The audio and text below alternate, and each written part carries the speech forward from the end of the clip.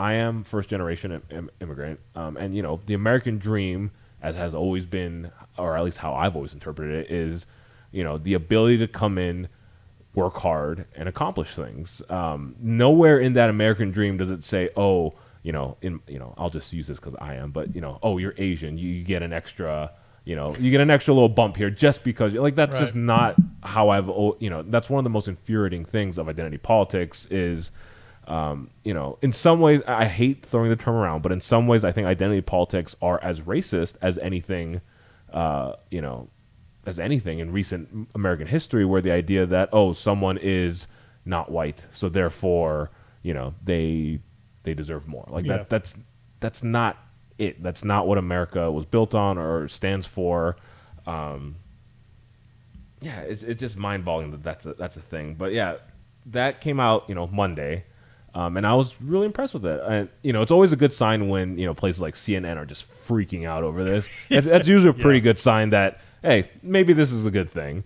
And yeah, just reading that, reading about just what the doctrine, the commission said, I was impressed. Anyone who's watched this show knows that I am not by any stretch like a hardcore Trump supporter. I've supported a lot of what he did, but this was, I thought, very well done.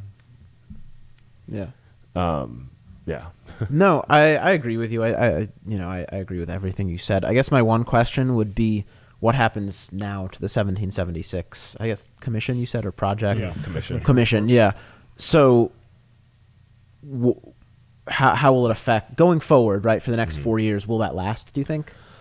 No, because, I can't remember what exactly Biden was using this in reference to, but, Biden's already come out and said, his small business plans, he wants, Build back better? Yeah, his economic plans are going to be largely based on in race. Yeah, race and and gender and that stuff. As opposed to, economics. Yeah.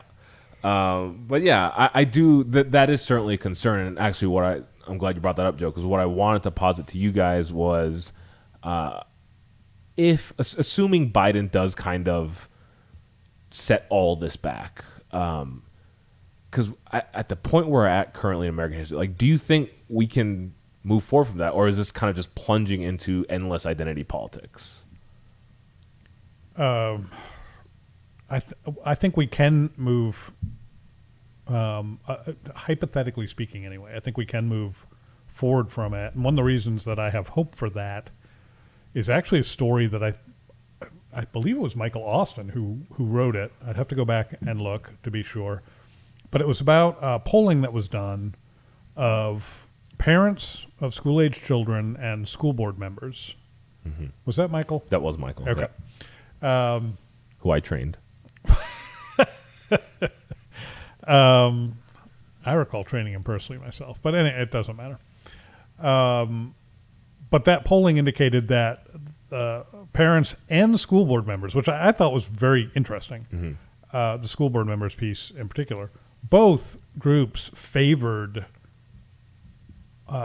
education and educational goals that are far more in line with the 1776 Commission's report than any of the ridiculous 1619 stuff.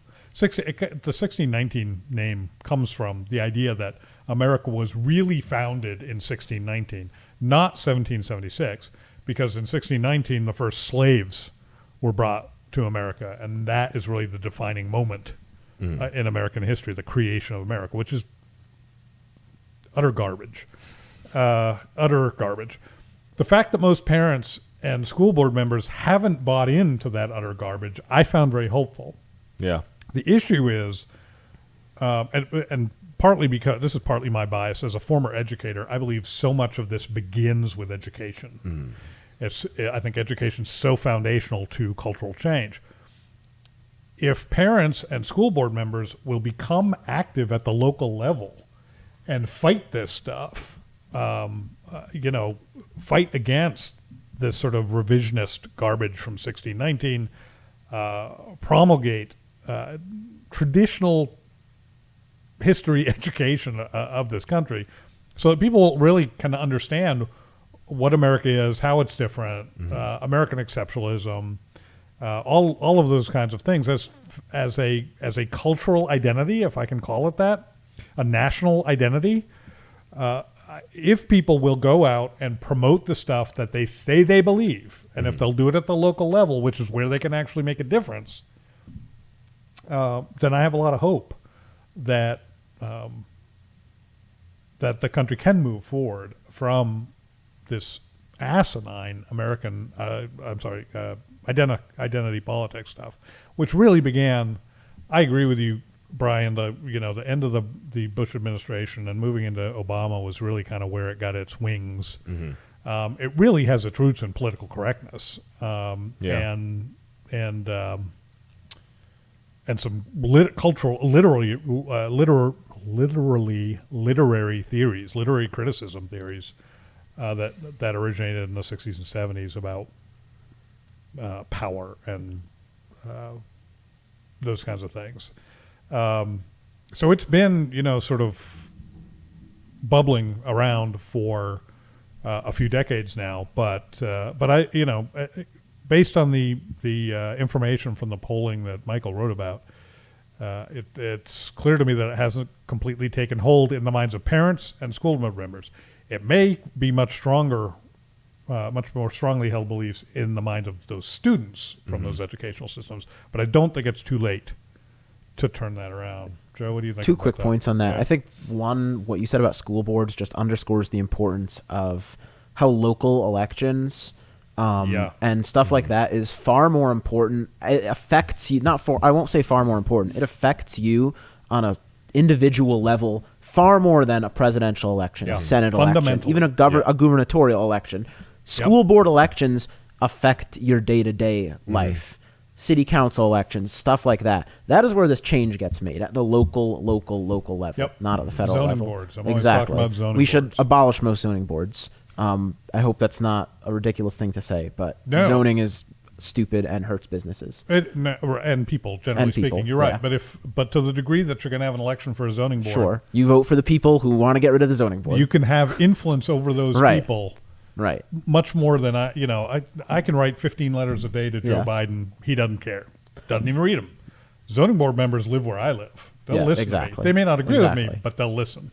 Yeah. And the second thing on that is, I think that you have to make sure the left wants this to be kind of a one side or the other side thing. They don't want this issue with what we're teaching in classrooms and history to have any nuance. They want to say either you teach that America was built on slavery and racism and all these horrible, horrible things, or you teach that slavery and racism was no big deal and that America has always been the best nation for everyone. Of course, neither of those things are true. Right. The truth is that America has always been built on great ideals that we've never lived up to. Exactly. So just like every individual American life is built on great ideals. So the truth that they don't want you to think of is that, of course, you're going to teach about racism. You're going to teach about slavery because those things are blots. They're stains on our history, our country. Right. Yeah. But you're going to say, look, this didn't define us. We overcame it, and we are still reaching for the ideals of the country that we haven't gotten there yet, but we're still reaching for them. The same thing that, the people in the Constitution and the Declaration wrote back then, that wasn't about slavery. That wasn't about racism. That was about reaching for something better. And the men who wrote that weren't that good. They were slaveholders. They were slaveholders too. Yeah. And we're not erasing that. We're just saying, look, they wanted something better, and they weren't good, but eventually, we've made progress. Good as I am. And the left doesn't want you to think of that. They want it to be just this one side or the other side. So it's really stupid. That's such a good point, Joe. And it's nice. We got him fired up a little bit. Did you see that? That was good.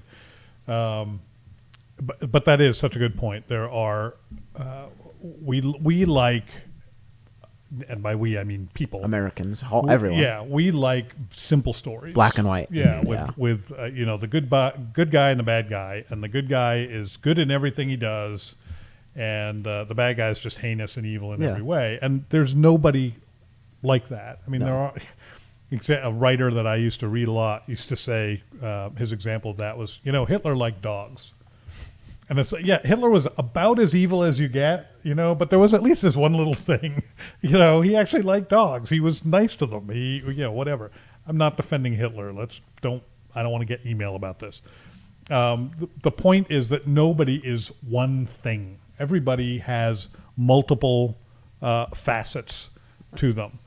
Thomas Jefferson was brilliant and owned slaves. George Washington was a brilliant, courageous, gracious by all accounts man who owned slaves. I mean, that Ben Franklin was a genius inventor who was a womanizer. and yeah, exactly. Terrible. So Jefferson a womanizer as well. Martin Luther King was, inarguably a great figure in the American landscape and an adulterer. That is. You can be arguably one of the most significant figures of the past 70 years and also have cheated on your wife and be an adulterer. It's possible to do both things. God uses everyone. That's exactly right, Joe. I just want to point out that all these flawed great men, not a single one you mentioned was Asian. So clearly Asians are flawless. I'm not sure that logically follows, but it's worth noting, I guess.